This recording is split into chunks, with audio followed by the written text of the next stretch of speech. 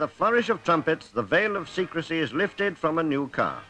When this new model is revealed, the motoring critics see the result of several years' work, representing an investment of £5 million. To prove how simple is the design, 4 apprentices build one on the stage in as many minutes.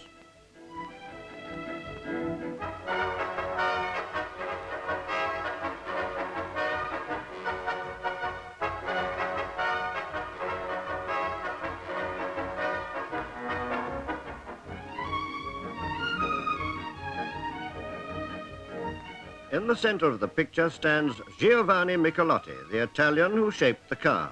For this is one of the British firms which goes to Italy for its designs. The car drove straight out of the ballroom of a London hotel. But there was nothing remarkable in that. 2 prototypes had been driven from Cape Town to Coventry, the length of Africa through jungle, swamp and desert. For 2 years they'd also been put through their paces at the motor industry's own proving ground. And there are not many defects that could survive that ordeal. You'd have to search the roads of the world to find a tougher test. The washboard test, it's real punishment.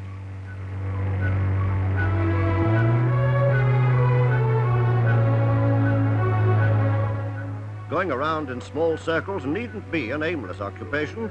It's a severe test for steering and stability.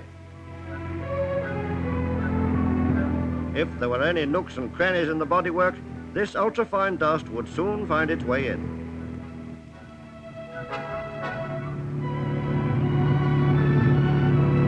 And the water splash is a fine way of finding out if the engine's waterproof.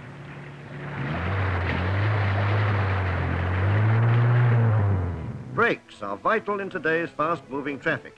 If they stand up to this, they'll stand up to anything.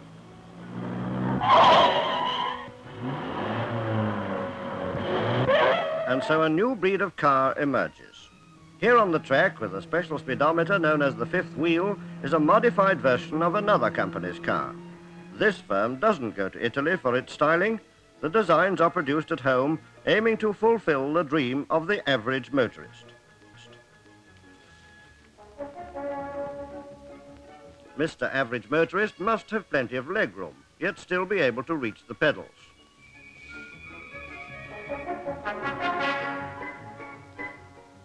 In any design department, you'll find a bag of golf clubs, better than a yardstick for measuring luggage capacity. Eventually, the dreams take shape in clay models, which are modified time and time again before the first metal prototype is built.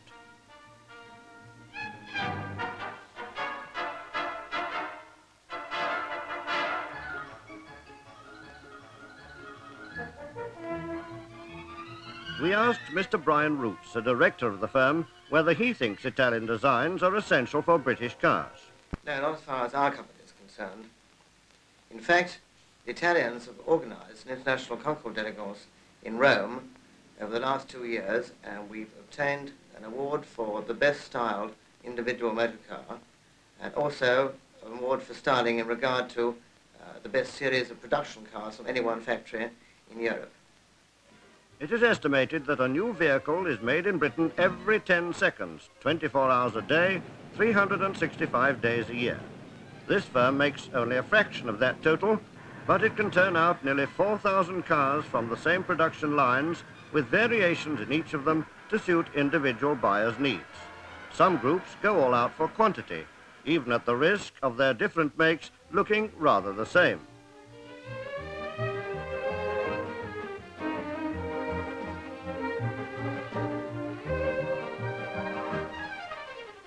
Other car manufacturers have kept their individual character, which is recognizable throughout the world.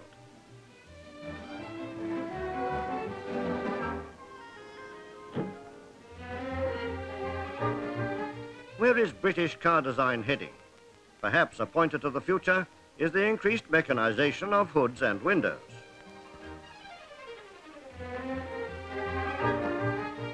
Will American influence dominate British car makers? Certainly it isn't easy to tell whether some cars are coming or going. Here's a Continental design that may well be the shape of things to come. Certainly its driver-adjustable suspension system is revolutionary.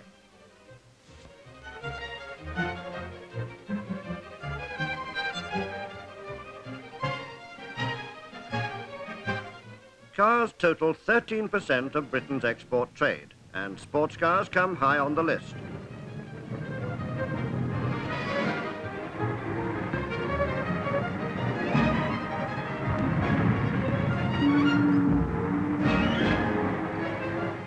Their engines are developed from successes on the racing circuits.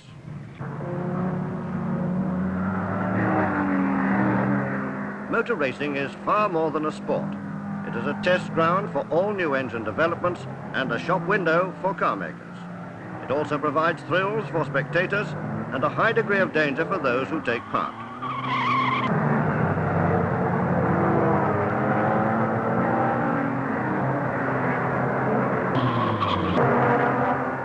But come what may, the race goes on.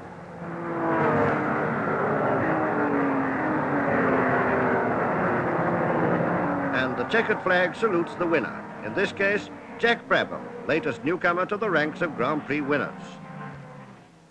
Now, here's another kind of test.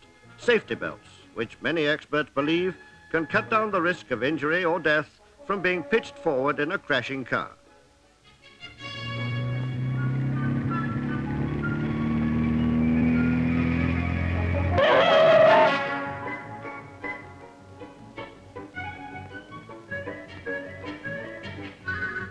The Duke of Richmond and Gordon, himself a former racing driver, uses safety harness.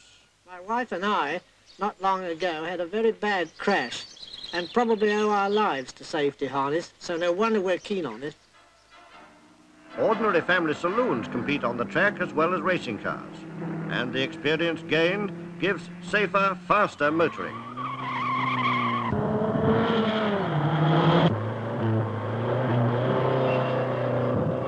Not everyone agrees that faster motoring is an unmixed blessing. For instance, Professor Goodhart of Oxford. He's president of the Pedestrians Association.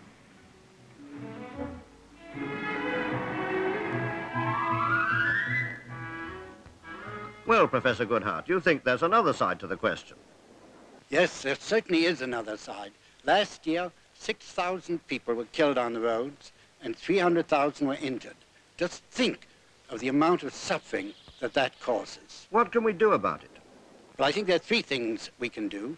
The first is to see that every vehicle on the road is in proper condition. The second is to see that no person drives a vehicle or a motorcycle who's had too much to drink. And the third and most important is that everyone should drive carefully and not try and break the speed limit. The cars roll out of the factories in their thousands. Who's going to buy them all?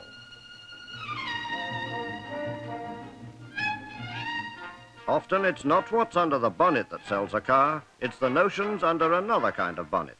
Car designers find that it's usually Mrs. Motorist who makes the final choice.